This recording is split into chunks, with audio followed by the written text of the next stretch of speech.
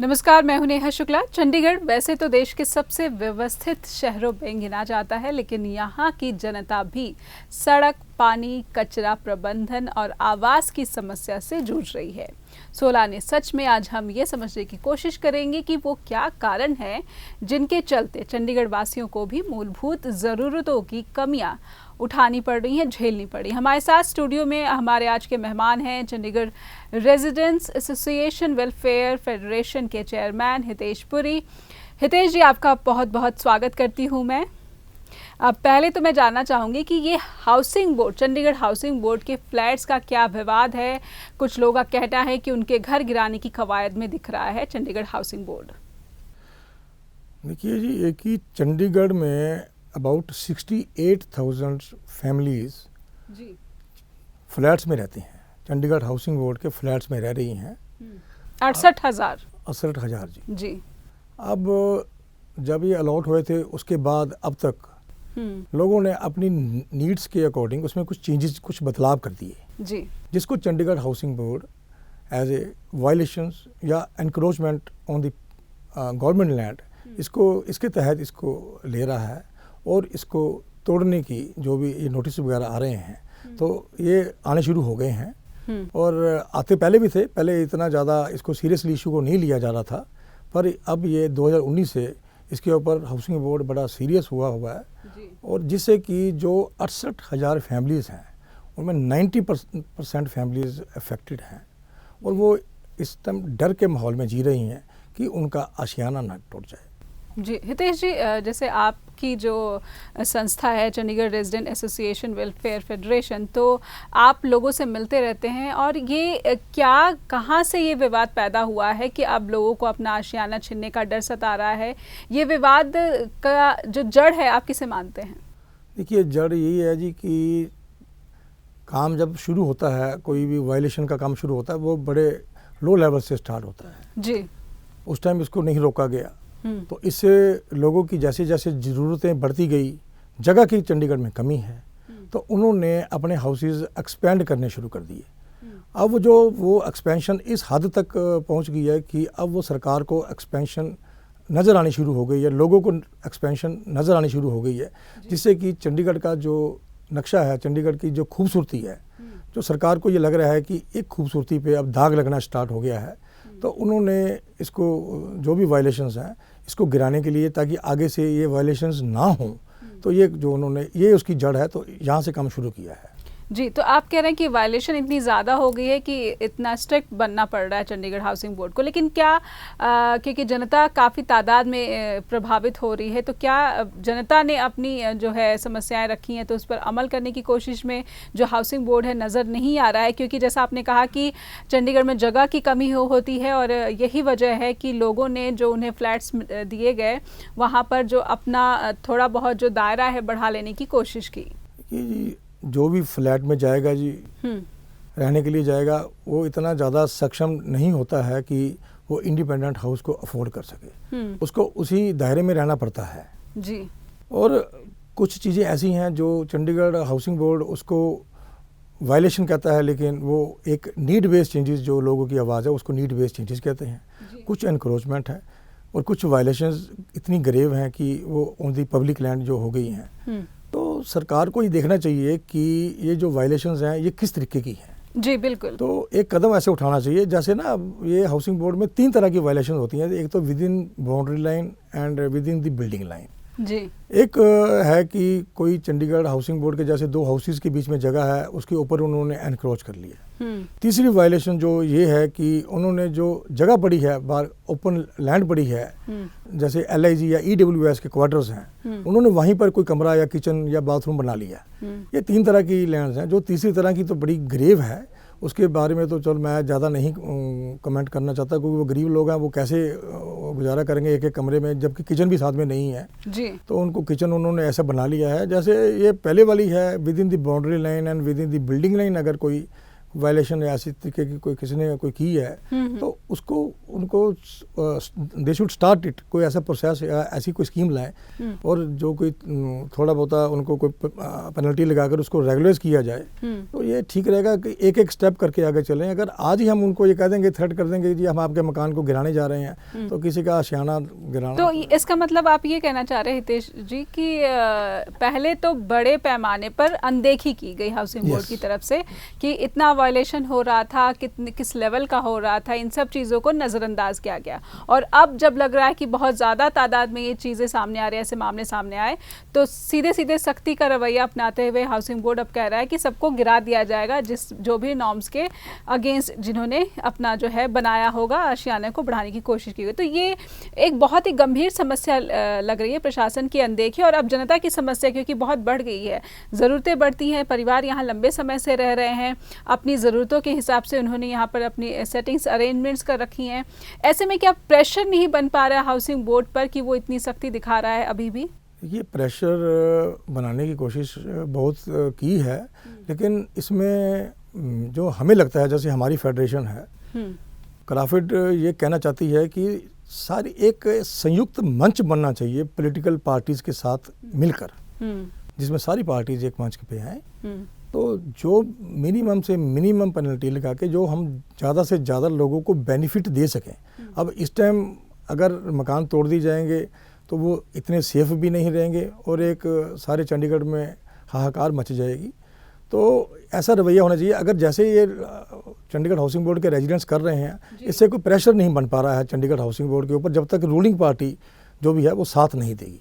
तो आपको लग रहा है कि क्योंकि ये पुराना मसला है, ये कोई नया विवाद नहीं है, और ऐसे में कहीं ना कहीं राजनीतिक ये संरक्षण मिल रहा होगा, या राजनेता जो हैं ये लोगों की ये समस्याएं सुन रहे होंगे, किसी तरह का आश्वासन दिया होगा, तभी लोगों को लगा होगा कि शायद हमारी ये समस्या जो है सुलझा ली जाएगी, उनका आशियाना बिखरने से बच जाएगा। इस तरह की कोशिश नज़र आई आपको? देखिए, कोशिश तो हमेशा जो भी रूलिंग पार्टी चंडीगढ़ में रही है, चाहे पहले कांग्रेस थी, जैसे बीजेपी है, इनके नेताओं ने हमेशा कोशिश भी की है कि इनका मसला सुलझ जाए, लेकिन चंडीगढ़ एडमिनिस्ट्रेशन भी है, उसके भी कुछ ना कुछ लिमिटेशंस हैं। और अगर हम पार्टीज़ की बात करें, जो डिफरेंट पॉलिटिकल पार्टीज़ हैं, चाहे कांग्रेस है चाहे बीजेपी, क्या उस तरफ से कभी कोई आश्वासन मिला कि हाँ हम आपकी मदद करेंगे, या फिर ये जो मसला है ये सुलझाने की कोशिश करेंगे अपने स्तर पर? ऐसे आश्वासन तो जी टाइम टू टाइम मिलते रहते हैं जी, और इलेक्शन के टाइम पे ज़्यादा मिलते हैं जी। लेकिन एक बात है जी भी, अगर सिंसियरिटी अगर ऐसी रहेगी तो ये मसला कोई ऐसे भी बड़ी बात नहीं है कि ये नहीं सुलझ सकता। तो इवन कि अगर हमारे ऑनरेबल गवर्नर और एडमिनिस्ट्रेटर चंडीगढ़ चाहें तो एक ऑर्डिनेंस पास करके भी कोई ना कोई इस तरीके की स्कीम को लागू कर सकते हैं कि जो चंडीगढ़ में ही लागू रहेगी, उसको सेंटर में जाने की ज़रूरत नहीं पड़ेगी। अगर ये चाहें तो हो सकता है, ऐसी कोई बात नहीं। जब दो व्यक्ति एक मंच पे बैठते हैं तो कोई ना कोई बीच में बातचीत से मसला निकलता है, रास्ता निकलेगा। लेकिन फिर भी क्योंकि आपको लग रहा है कि जो बोर्ड है वो लगातार सख्ती दिखा रहा है, तो ऐसे में अगर राजनीतिक दबाव किसी तरह से बनाया जाए, या राजनीतिक जो है सुनवाई की जाए कि हमारी ये समस्या, और इतने बड़े पैमाने पर ये समस्या है, इतने ज़्यादा लोगों की ज़िंदगी पर असर पड़ेगा, और ये जो वायलेशन है, जैसा आपने बताया कि अलग अलग तरह के वायलेशन है, तो जो वायलेशन इतने ज़्यादा गंभीर नहीं है, उन परिवारों को इससे अलग किया जाए, इस तरह की कोशिश कहीं अगर राजनीतिक पार्टियां जो हैं अगर सिंसियरिटी से इस पर काम करेंगी तो मेरे हिसाब से ये है कि जो बहुत कम वायलेशंस को इतनी ज़्यादा अग्रेव नहीं है, उससे कम 65% जो मसला है परिवार है वो तो बाहर निकल ही जाएंगे। बाकी का बैठ के कर सकते हैं, ऐसी कोई बात नहीं है। अगर उनसे कोई लैंड ही अलॉट करनी है तो अलॉट कर सकते हैं। कोई प्लान ऐसे बन सकता है, जैसे दिल्ली में ना 99 में एक स्कीम ऐसी आई थी कि वन टाइम सेटलमेंट आई थी, तो अगर ये चाहें तो उसको भी अडॉप्ट कर सकते हैं। उससे क्या होगा कि इनका रेवेन्यू बड़ा बढ़ जाएगा, इनको कहीं जाने की जरूरत नहीं पड़ेगी।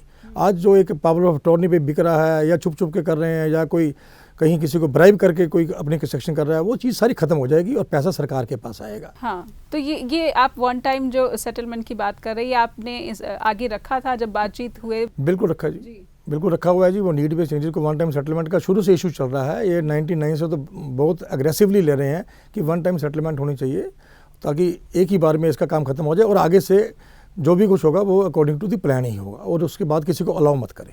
जी, तो जब आपने इस तरह से बातचीत आगे मसला सुलझाने के लिए रखा तो फिर उस पर क्या प्रतिक्रिया क्या आई बोर्ड की? वो मान नहीं रहे हैं वन टाइम सेटलमेंट के लिए? प्रतिक्रिया क्या आनी है जी, वो उसको उस टाइम वो कहते थे चलो लेट अस सी भी क्या होगा क्या नहीं होगा, लेकिन होता कुछ नहीं है। पर ये लेट अस सी कब से चल रहा है? कितने कितने साल हो गए? वैसे तो जी इस बात का 2001 के बाद तो बहुत ज़्यादा, कम से कम अब आप लगा लीजिए 20 साल तो हो ही गए हैं जी। तो 20 साल से चल ही रहा है। तो अब 2 साल से तो इतना चल रहा है कि जब मामला बहुत ज़्यादा बढ़ चुका है, इतनी एनक्रोचमेंट या इतनी वायलेशंस हो चुकी हैं, अब उसको इस टाइम इस मौके पे तोड़ना तो ये फैमिलीज़ की लाइफ के साथ खेलने वाली बात है। और मेरे को तो यहाँ तक कहते हुए भी नहीं मैं झिझकूंगा कि एक तो फैमिलीज़ में जैसे देखा गया कि 1-2 बंदों को हार्ट अटैक हो गया देख के कि नोटिस आ गया कि मेरा मकान टूट जाएगा, वो हार्ट अटैक से उनकी मृत्यु भी हो गई है। ये 41 में भी हुआ था अभी पीछे। तो ऐसे ऐसे इंसिडेंट सामने आते बड़ा दुख लगता है कि या तो पहले इसको उसी टाइम रोक लिया जाता तो बहुत अच्छी बात थी। अब अगर बन गए हैं तो अब इसको रेगुलाइज करने के लिए ही आगे सरकार को कोई ना कोई कदम उठाना चाहिए। तो ये प्रशासन, जो प्रशासनिक अधिकारी हैं, क्योंकि आपने कहा कि इतने लंबे समय से ये जद्दोजहद चल रही है लोगों की, जिन्होंने अपना घर यहाँ पर इसको बनाया है और सोचते हैं कि यही हमारा सब कुछ है और परिवार की ज़रूरतें ये पूरे करता है जगह, तो इसके बावजूद जो प्रशासनिक अधिकारी हैं वो नहीं मान रहे हैं। तो क्या वजह है, वो क्या दलीलें दे रहे हैं कि हम ऐसा नहीं कर सकते हैं क्योंकि हमें कानून इसकी इजाज़त नहीं देता?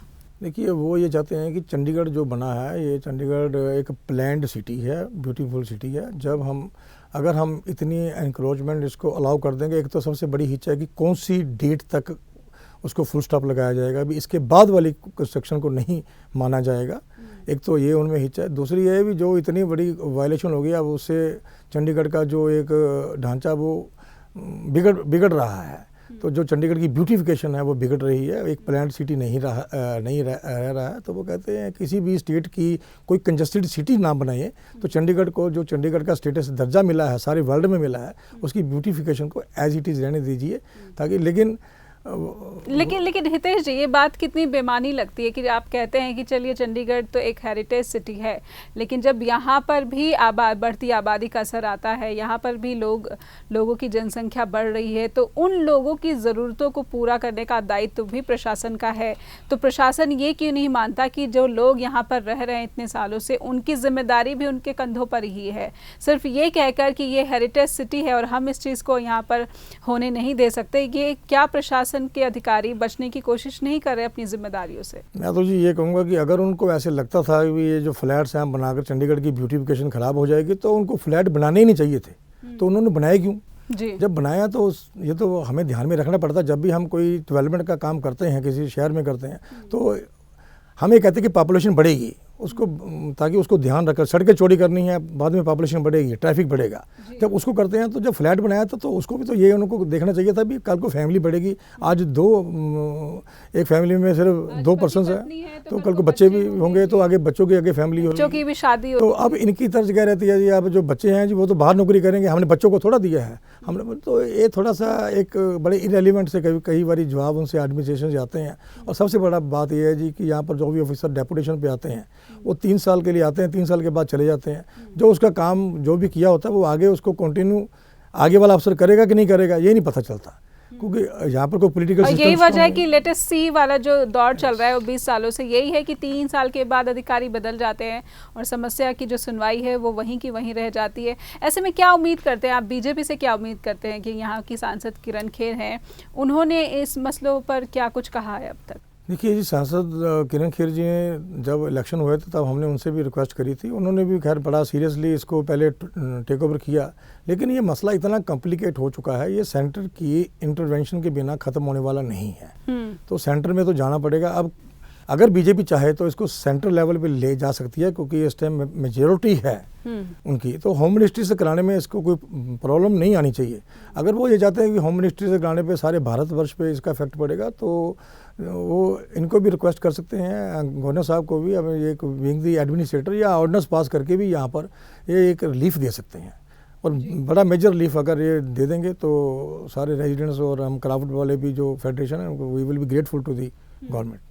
हितेश जी, मैं आपसे ये जानना चाह रही हूँ कि अब क्योंकि सख्ती ज़्यादा दिखा रही है, जो हाउसिंग बोर्ड ज़्यादा दिखा रहा है, तो अब क्या लग रहा है कि ये जो फ्लैट्स का जो वायलेशंस हुआ है, ये इंक्रोचमेंट है, उसको हटाने की जो प्रक्रिया या कार्रवाई शुरू करने वाला है बोर्ड, या ये बहुत जल्द करने वाला है, अगले हफ्ते ही हो सकता है या कल ही हो सकता है, क्या आपको आशंका है? आशंका देखिए ये है जी कि वैसे तो अब इन्होंने एश्योरेंस दी है रूलिंग पार्टी ने कि अभी इमीडिएटली हाउसेज नहीं गिराए जाएंगे, निकट भविष्य में नहीं होगा। नहीं, अभी उन्होंने 1 साल के लिए बोला है जी, भाई 31 तारीख तक जो ये अभी 2021 तक नहीं होगा, उसके बाद कोई पॉलिसी अगर इन बिटवीन कोई पॉलिसी बन जाती है तो ठीक है, नहीं तो फिर देखेंगे उसके बाद में क्या होगा। अभी जो रिलीफ है वो 1 ही साल का रिलीफ है, यानी ये पूरे 2021 दिसंबर तक ये फ्लैट्स पर किसी तरह की आंच नहीं आएगी, ये हम एक्सपेक्ट कर रहे हैं क्योंकि ये उन्होंने एश्योरेंस दी है।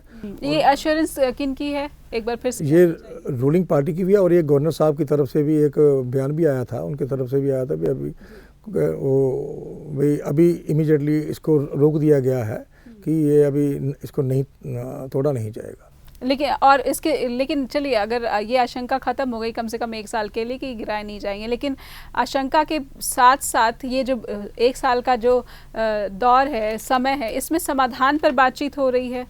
समाधान पे जी हमने तो दिया हुआ है इनको, जो भी लिख कर दिया भी कैसे कैसे काम कर सकते हैं। अगर कोई और उसमें संशोधन चाहते हैं तो हम तैयार हैं, हम एक ज्वाइंट कमेटी अगर ये चाहें तो बना सकते हैं, संयुक्त कमेटी बन जाएगी तो उससे ऐसे हो जाएगा कोई ना कोई सोल्यूशन निकल जाएगा जिससे majority of the families they will be benefited और एडमिनिस्ट्रेशन का भी ये जो सिरदर्दी ख़त्म हो जाएगी और सबसे बड़ी बात इनमें एक अच्छा रेवेन्यू जनरेट हो जाएगा। जी, तो चलिए हम दूसरा मुद्दा उठाते हैं जो चंडीगढ़ का है, वो है कचरा प्रबंधन। बहुत ही ज़ोर शोर से इसमें जो है बवाल मच रहा है कि जो समय से सफाई जो कचरा उठाना चाहिए वो नहीं हो पा रहा है, क्योंकि जो ऊपर से जिस तरह के ऑर्डर आए हैं वो सही तरीके से उनका एग्जीक्यूशन नहीं हो पा रहा है, सही से काम नहीं कर पा रहे हैं। क्या कहेंगे इसके बारे में? ये लंबा ही खिंच रहा है मसला। देखिए, ये मसला काफ़ी देर से चल रहा है कि हमें गीला कचरा और सूखा कचरा इसको सेपरेट करना है, सेग्रीगेट करना है। गवर्नमेंट ने इंस्ट्रक्शंस भी दी हैं, लेकिन उसके बावजूद भी यहाँ पर गीला और सूखा कचरा सेग्रीगेट नहीं हो रहा है। जब घर से कलेक्ट किया जाता है तो वो एक इकट्ठा ही उसको सेग्रीगेट करके नहीं लेते, इकट्ठा ले लेते हैं और एक रेडी में डाल के उसको SSK तक पहुँचाते हैं और वहाँ से वो आगे डड्डू माजरा में जहाँ पर इसका प्रोसेसिंग होती है वहाँ पर जाता है जी। तो इससे जो यहाँ पर इसका चंडीगढ़ का स्टेटस जो है वो जो इसमें गार्बेज कलेक्शन में वो नीचे इसका स्तर गिरता जा रहा है। तो इसको मद्देनज़र रखते हुए सरकार ने जो ये सेग्रीगेशन का काम या घर से गार्बेज कलेक्शन का काम उन्होंने प्राइवेट कलेक्टर से लेकर खुद करने का फैसला जो किया है, तो वो अभी जो फैसला इन्होंने लागू किया है 22 या 23 दिसंबर को शायद एडमिनिस्ट्रेटर्स की तरफ से ये अपील ऑर्डर्स आए थे कि आपको कल से 1 सेक्टर से लेकर 30 सेक्टर तक प्राइवेट गार्बेज कलेक्टर कूड़ा नहीं कलेक्ट करेंगे। हमने 390 गाड़ियाँ ली हैं और वो खुद ही यहाँ पर आकर ये कचरा कलेक्ट करेंगी और वो 1 से 30 सेक्टर तक उन्होंने शुरू कर दिया और बाकी 30 से ऊपर जो सेक्टर हैं उनमें वो उन्होंने वैसे 14-15 जनवरी से शुरू करना था, लेकिन वो अभी स्टार्ट नहीं हुआ है। ये इसी वजह से स्टार्ट नहीं हो सका कि 1 से जो 30 सेक्टर में जो ये सरकारी गाड़ियाँ आती हैं कूड़ा उठाने, उनके ही काम पर सवाल उठाए जा रहे हैं कि वो सही से नहीं कर पा रही हैं, वो जनता के सुविधा के हिसाब से काम नहीं कर पा रही हैं, ऐसे आरोप लग रहे हैं। देखिए, बहुत पहले से, यानी ये कह ले शुरू से ये चल रहा है कि जो प्राइवेट गार्बेज कलेक्टर हैं वही घर से कूड़ा उठाते हैं।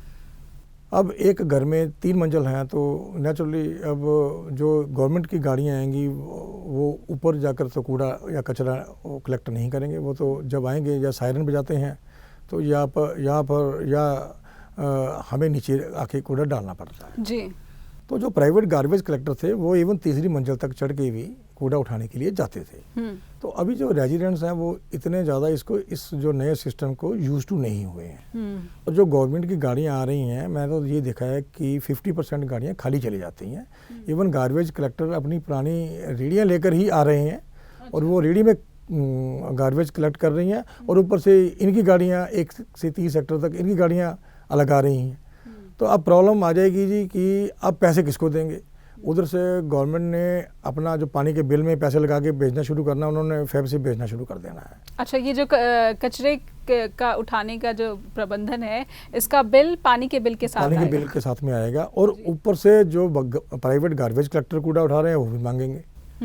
तो लोग जो हैं, अब इतनी जल्दी तो ये काम होने वाला नहीं है कि इमीडिएटली जो सदियों से चल रहा हो कि घर से आगे प्राइवेट गार्बेज कलेक्टर कूड़ा उठाता हो और उसको पता है कि यहाँ पर कौन रहता है, इवन कि कोई आदमी बीमार है तो वो उसकी क्या ज़रूरत है, कोई आदमी बीमार है तो वो ऊपर जाकर भी उठा लेगा, उसको पता भी आज आंटी जी या अंकल जी बीमार पड़े हैं तो मैं ऊपर जाकर उठा लूँगा। ये थोड़ा उठाएंगे जो सरकारी हैं। तो इनको चाहिए जी कि ये ऐसे काम नहीं चलेगा जैसे कि इमीडिएटली किसी चीज़ को इन्फोर्स कर दिया जाए।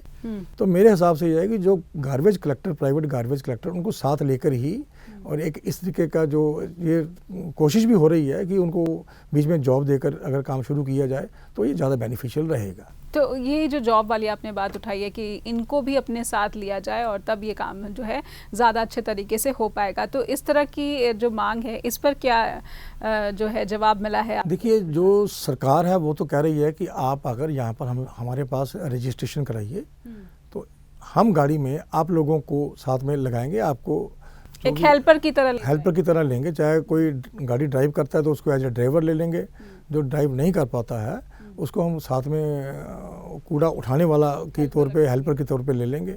तो आप आकर यहाँ पर रजिस्टर करवाइए, तो उसके एवज़ में आपको हम जो भी है, जो सैलरी एज पर दी गवर्नमेंट नॉर्म्स, हम आपको तनख्वाह दे देंगे।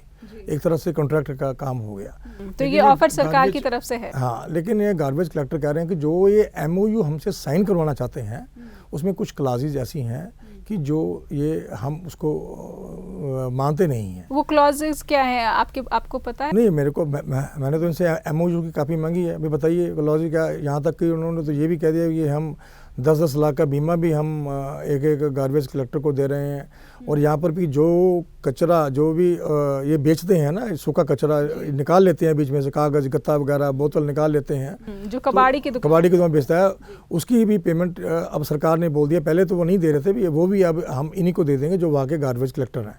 और यहाँ तक भी उनको बोल दिया, आज भी मैं इनकी वहाँ हड़ताल चल रही है, मैं वहाँ पर पूछने गया था भी आपको और बताइए तो अभी आपको क्या प्रॉब्लम है। और उन्होंने, सरकार ने यहाँ तक कह दिया है कि जो पैसा भी जिस एरिया से कलेक्ट होगा वहाँ पर जितने कलेक्टर की इनकम चलती थी वो पैसा उन्हीं में बांट दिया जाएगा। जी, तो ये तमाम जो सुविधाएं देने को तैयार है प्रशासन, लेकिन फिर भी क्या आपत्तियां हैं? कोई इसमें दो तीन तरह की इनके आपत्तियां हैं। एक तो वो चाहते हैं कि ये चीज़ एक वर्बल है, हमें ये चीज़ लिखित में एक तो आश्वासन देना चाहिए, कॉन्ट्रैक्ट करने लिखित के जो भी कुछ देना। एक तो ये बात तो उनको देनी पड़ेगी। दूसरा वो कहते हैं कि हमारे जितने भी स्वीपर्स हैं सबको ले। अब ये इनके जो रिकॉर्ड में वो 1700 गार्बेज कलेक्टर है। तो इनका रिकॉर्ड इन्होंने कहाँ से बनाया? जिन्होंने रजिस्टर करवाया था ना, शुरू में करवाया, अगर 2 साल पहले भी चला था, तो इनके पास इनके रिकॉर्ड के मुताबिक वो 1700 है। लेकिन वो कहते हैं हमारे पास तो 3 से 4000 के बीच में है जी। तो ये कह रहे हैं भी हम 1700 को देंगे, वो 3000 की मांग कर रहे हैं। तो एक तो ये बड़ी मेजर इशू है। दूसरा, अभी तक प्राइवेट कलेक्टर्स सिर्फ 500 बंदे वहाँ गए हैं, काम के लिए अपना नाम लिखाया है। बाकी वो 17 में से भी 500 लिखाया, बाकी 1200 ने लिखाया नहीं, क्योंकि उनको वो क्लॉज जो है उनसे आपत्तियां हैं कि आपत्ति है, लिखित में नहीं दिया है। नहीं, लिखित में नहीं दिया है। वो मेरे ख्याल, उम्मीद है जी जल्दी ही सुलझ जाएगा। अगर ये सुलझेगा नहीं, पिछले 5 दिन से सदर्न सेक्टर्स में कूड़ा नहीं उठा जी, 31 हाँ 5 दिन से, संडे से नहीं उठा जी कूड़ा। और आज बल्कि उनको मैं बोल कर आया हूँ कि इस तरह का तो जो रेजिडेंट्स हैं वो तो आपके अगेंस्ट हो जाएंगे भी, हमारा जब कूड़ा नहीं उठा रहा। अब मैं खुद चेयरमैन हूँ अपने, और मेरे घर का कूड़ा नहीं उठा और मैं सारे बैग उठाकर SSK तक पहुंचा। तो उनको बातचीत के लिए इनवाइट नहीं किया गया? अगर 5 दिन से कूड़ा नहीं उठ रहा है, शहर में गंदगी जो है वो प्रदूषण फैला रही है, और वो भी खासकर तब जब कोरोना की मार चंडीगढ़ पहले ही झेल चुका है। अब देखिए, मेरे को अब पता लगा कि कमिश्नर साहब पिछले 1 हफ्ते से टूर के ऊपर हैं, वो यहाँ पर है नहीं। तो मेरा ख्याल, वो कह रहे थे भी आज हमारी कोई बैठक होनी है, तो उस बैठक में हो सकता है कि इस बात का फैसला हो जाए। नहीं तो हम ऐसे करेंगे, आज गार्बेज कलेक्टर को हमने वार्न भी किया है भी अगर आपने ऐसा काम किया कि आपने स्ट्राइक पे रहेंगे तो कूड़ा नहीं उठेगा, तो हम लोग आपके अगेंस्ट चले जाएंगे, हम सरकार को बोलेंगे कि आप इस काम को संभालिए। तो उन्होंने आज एश्योरेंस दिया कि चाहे आज, वैसे उम्मीद करते हैं कि आज सारा काम ठीक हो जाएगा, अगर नहीं हुआ तो कल से हम कूड़ा तो कलेक्ट करना शुरू कर देंगे, कूड़ा कलेक्शन के बाद आकर फिर स्ट्राइक पे बैठा करें। ये आज उनके लीडर हैं, उन्होंने मेरे को आश्वासन दिया है। जी, तो अगर उन्होंने ये आश्वासन दे दिया है तो आप पूरी तरह से जो उनकी मांगों का है वो समर्थन करते हैं? देखिए, जो मांग जायज़ है, मेरे को अभी तक उनकी मांगों, वैसे उनकी जो मैंने मांगे पढ़ी हैं, जो उनका मांग पत्र है, वो तो तकरीबन 90% गवर्नमेंट मान ही रही है। जी। मेरे ख्याल 10% के करीब होगा। वो जो नंबर का पेज है वो कह रहे 1700 है, वो 1700 3000 है, तो उसका पेज तो थोड़ा सा रहेगा। वो अब क्या उसके बारे में होता है, क्योंकि एक घर में वो एक ही आदमी को जॉब दे सकते हैं। अगर एक घर में 4 बंदे आगे एक रेडी के साथ लगे होते हैं तो वो बाकी 3 को नहीं जॉब नहीं दे सकते ना। जी बिल्कुल। तो आज की डेट में उनको इतना पैसा ऑफर कर दिया गया जितना पैसा वो यहाँ से कमाते हैं। मेरे हिसाब से अब गवर्नमेंट के साथ मिलकर चलना चाहिए। तो गवर्नमेंट को भी थोड़ा सा सोचना ये चाहिए कि इन्होंने क्या कर दिया जी। एक सबसे बड़ी बात, इन्होंने 1 से 30 सेक्टर में एसएसके बंद कर दिए। अब एसएसके बंद, घर से गाड़ियाँ कूड़ा उठा के लेकर जाएंगी तो वो सीधा वहाँ जाएंगी जी, डड्डू माजरे प्लांट पे जाएंगी। अब ये बताइए, घर से कूड़ा जैसे अब ग्रीन वेस्ट निकलता है, वो कहाँ जाएगा जी? वो तो डेली निकलेगा जी, वो कहाँ जाएगा? कि तो एसएसके में डालते थे, तो एसएसके वहाँ से उठा के ले। क्या है थोड़ा बताइएगा कम। एसएसके जी सफाई वो केंद्र होता है जी, वहाँ पर जाकर जो भी कूड़ा होता है ना पूरे सेक्टर का, वो वहाँ पर जाकर डंप कर देते हैं। ओके। तो वहाँ से वो एसएसके से वो कूड़ा उठाते हैं। वो कूड़ा उठा के गाड़ियाँ जो होती हैं सरकारी, वो वहाँ पर लेके जाती हैं, जहाँ पर प्रोसेसिंग सेंटर है। लेकिन हम भी ये कहते हैं कि अगर ये इस बात पे अड़े हैं कि हम अपने प्राइवेट गाड़ी में, रेडी में लेकर जाएंगे कूड़ा, ये बिल्कुल लेके जाएं, एसएसके तक चले जाएं, उसके बाद एक गाड़ी में डाल दें, उसके बाद वो सरकारी गाड़ी वहाँ से। और एक इसमें सबसे बड़ा एक समाधान ये भी हो सकता है, ये कह सकते हैं कि वहाँ पर अगर सेग्रीगेट ना करना पड़े, एक दिन कूड़ा गीला उठा लें, एक दिन सूखा उठा लें। तो ये भी हो सकता है कि आज सूखे की बारी है, सूखा ही उठाएंगे जी, आज गीला कल उठाएंगे। और एक आदमी, एक फैमिली एक दिन तो कूड़ा रख सकती है घर में, ऐसी कोई प्रॉब्लम वाली बात नहीं है। या ऐसे करें कि 3 दिन कूड़ा गीला उठा लिया और एक दिन बीच में सूखा भी साथ में उठा लो जी। ऐसे हो सकता। सूखा कूड़ा रोज इतना होता नहीं, किसी के घर में इतने कागज पत्तर इतने नहीं निकलते या कोई और चीज़ ऐसे नहीं निकलता, तो इस तरीके से कर सकते हैं, ऐसी कोई बात सेग्रीगेट किया जा सकता है आसानी से। अगर जो निवासी हैं, जो रिहायशी हैं चंडीगढ़ के, वो भी खास ध्यान दें, और खासकर जो सफाई कर्मचारी है वो भी इस बात का ध्यान दें। बहुत बहुत अच्छा लगा हितेश जी आपसे बात करके। आप चंडीगढ़ के लोगों के लिए इतना कुछ कर रहे हैं, और ना ही समस्याएं सुन रहे बल्कि उनके समाधान की जो है वो रास्ता भी दिखा रहे हैं। तो आज 16 आने सच में हमने यही जाना कि किस तरह से चंडीगढ़ में जो एक अहम मुद्दा चल रहा है वो हाउसिंग बोर्ड के फ्लैट्स का चल रहा है। उम्मीद करेंगे कि आने वाले दिनों में ये जो आशियाना लोगों का है वो ना गिरे, उसका कोई ना कोई जो है समस्या का हल जरूर निकले। और साथ ही साथ जो ये कूड़ा और कचरा प्रबंधन की जो बात से सामना करना पड़ रहा है चंडीगढ़ वासियों को, उसका भी हल जल्द ही निकल आए। फिलहाल इतना ही, नमस्कार।